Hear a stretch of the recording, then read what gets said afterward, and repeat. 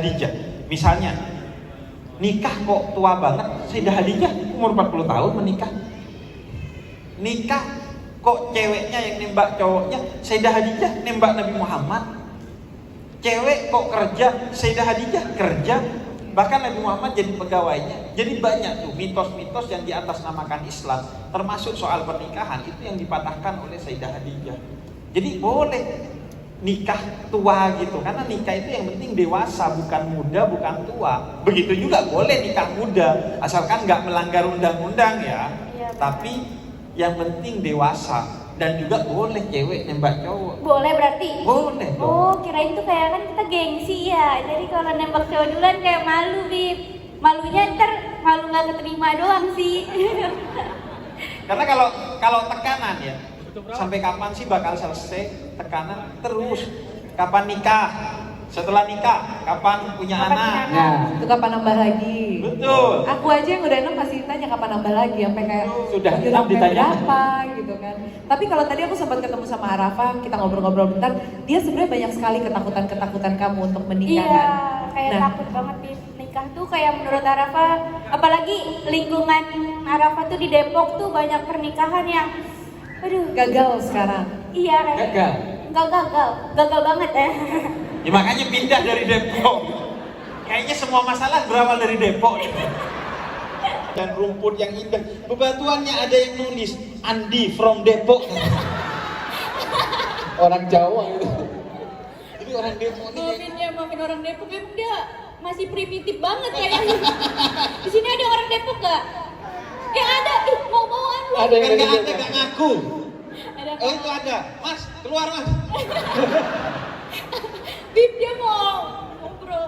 Nih, aku pengen nanya Bib. Jadi kan kayak Kak Saskia nikah umur 22 ya. Mungkin karena dia emang udah dapet jodohnya gitu kan. Misalnya aku 26 belum nikah karena belum dapet jodohnya. Tapi gimana cara tahu itu jodoh kita atau bukan ya? Ini bener jodoh kita atau bukan gitu kan. Kak Habib nikah tuh yang dengan waktu yang tepat, dengan orang yang tepat. Tapi gimana caranya aku tuh tahu gitu ini adalah jodoh yang tepat. Oke. Jadi gini. Saya kemarin ke Bantul. Bantul itu salah satu wilayah yang angka perceraiannya tinggi. Saya ke Bantul itu bersama Kementerian Agama juga. Nah, kenapa perceraiannya tinggi?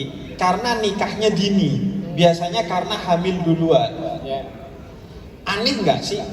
Orang dinikahkan karena hamil duluan. Padahal laki-laki itu yang menodai dari awal perempuan itu. Seharusnya perempuan itu dijauhkan dari laki-laki itu. Makanya saya selalu bilang, jangan pacaran deh, tunangan deh. Tunangan sama pacaran kan sebenarnya sama aja. Ikatan sebelum pernikahan. Bedanya tunangan diatur sama agama, pacaran nggak diatur sama agama. Sama aja. Apa yang penting ikatan. Tunangan aja dulu. Kenapa saya bilang tunangan? Pertama, kalau tunangan itu agama melindungi. Orang yang ditunangi oleh seorang lelaki atau seorang perempuan nggak boleh diserobot. Itu agama yang jamin. Dan yang kedua, kalau udah tunangan, artinya pikirannya mau nikah. Misalnya nih ya, saya bertunangan dengan istri saya dulunya. Gak mungkin saya zina dengan dia. Karena suatu hari saya akan menitipkan calon buah hati saya di rahimnya. Hanya orang bodoh yang akan mengotori rahim yang nantinya akan dibuahi untuk calon anaknya kan.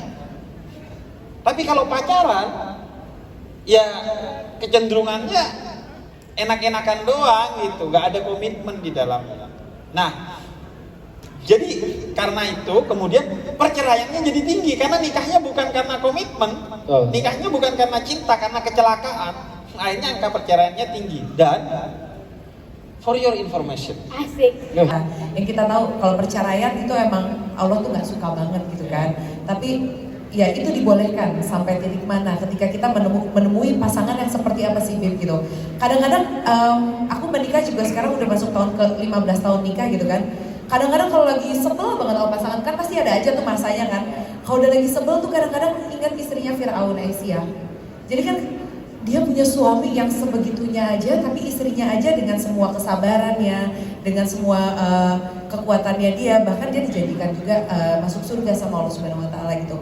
Nah, sampai titik mana sih orang itu bertahan menghadapi suami yang taunya pasangan kita nggak sesuai dengan bayangan kita gitu.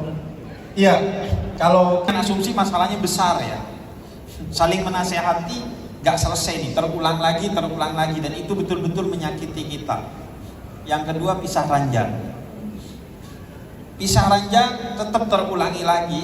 Maka yang ketiga, kalau bahasa Al-Quran itu doroba. Doroba itu artinya pukul.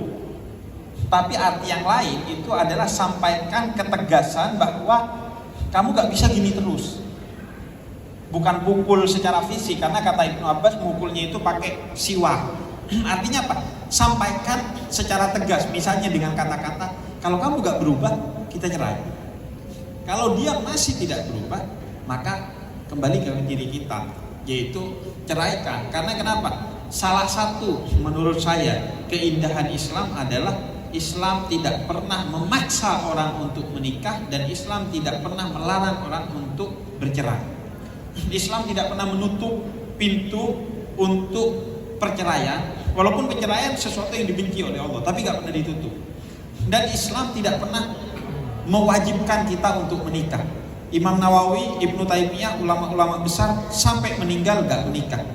Jadi, dan juga begitu perceraian. Saya bukan mau membiasakan orang menganggap remeh perceraian. Saya sama sekali tidak menganggap remeh perceraian. Begitu orang bercerai, langit itu pecah, kata Nabi Muhammad. Tapi kalau memang udah terjadi KDRT, kalau memang kamu udah merasa tidak bertumbuh hubungannya, tidak membuat kalian lebih baik secara mental, secara spiritual, apalagi secara fisik, dan memang sudah tidak bisa diapa-apakan lagi, ya perceraian harus menjadi solusi. Karena Kaget bang, pakai manusia apa kata gue. saya itu setiap pagi dibisikin gitu sama istri saya. Iya, gas habis, bubuk habis, negatif. Pacaran itu artinya pakai pacar. Oh, iya pacar Arab itu ya. Inai. Henna. Maksudnya pacaran apa? Oh, Arafah udah pacaran, berarti gak boleh Pacarin lagi. Iya, gak boleh berarti dia sudah tunangan.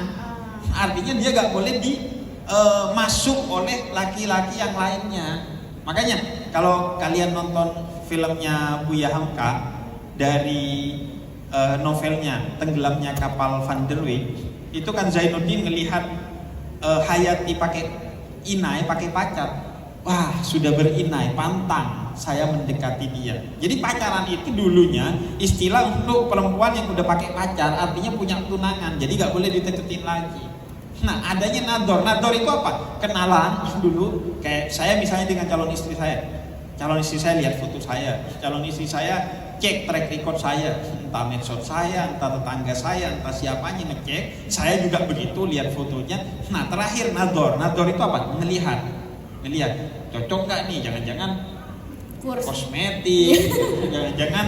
Berarti cinta itu tumbuhnya ketika setelah menikah dong, karena kan kalau dengan melihat baru melihat 1 jam itu. Iya. Cintanya jadi, tumbuh dalam pernikahan. Kayaknya sampai sekarang belum tumbuh deh. Serius. Kagak Bagi saya, disiram kali sama Abi. Gimana maksudnya? Udah berapa tahun menikah?